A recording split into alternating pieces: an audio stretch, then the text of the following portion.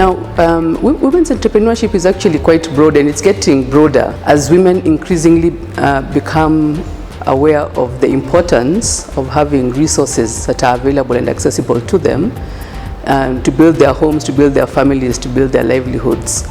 And so women from every level are actually actively engaging in entrepreneurship, from the informal setups.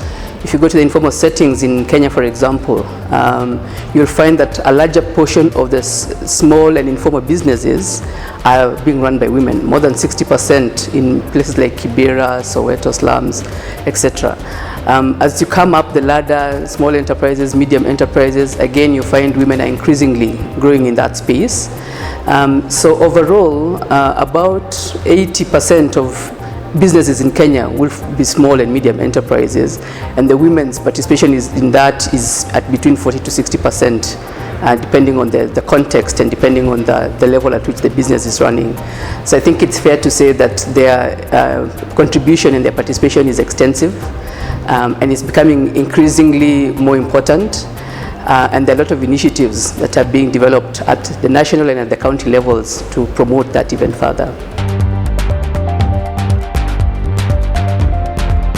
I think one of the things that emerged even from the conference is that the wheels of justice and the wheels of government or policy, they may move slowly, but they do move.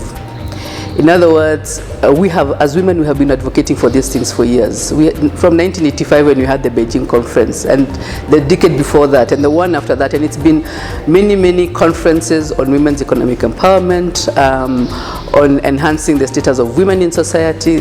There's been so many forums to do this. And what we're starting to see is that countries are embracing it. Laws are being put in place that criminalize gender-based violence. Communities are being educated on the importance of the woman in the society. It was very interesting to actually see, I think it was about 2 or 3 weeks ago, there was a clip that was shown on television on Samburu men. And they were talking about the importance of women in their community, and they were speaking against female genital mutilation. Now, and they were in their traditional attire. So when you find men from such communities sitting around the table and saying no to gender-based violence, no to female genital mutilation, no to denying women to access to education, no to early marriages, and you're thinking we're actually making strides. We are getting hard. The situation is changing, the narrative is changing, and it's changing for the better. And so I think it's for us it was encouraging. And hearing these stories even during the conference, for example, in India they have women's courts just to deal with women issues.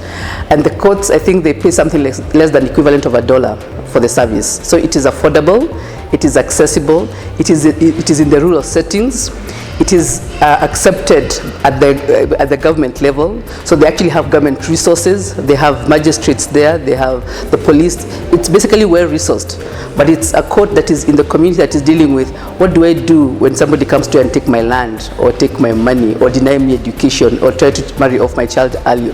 They are actually dealing with those problems at that level, and it's really, really empowering the women. So it's encouraging. There are very, very encouraging stories to hear. There's a sense in which their problems will cut across the board, whether we're in a developed or developing country.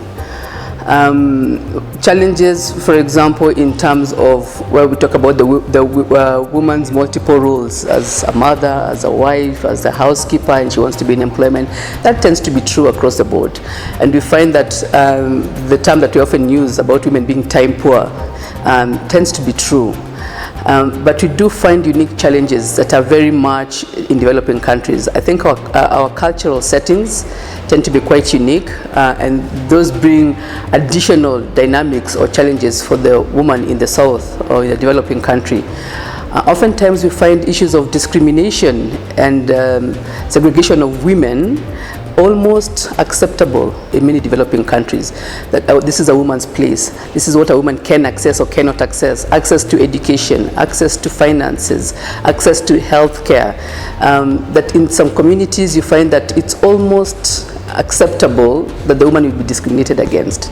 Yeah. So and so you find that some of those challenges are very unique to developing countries. So not all of them would be generic. Some of them actually quite specific.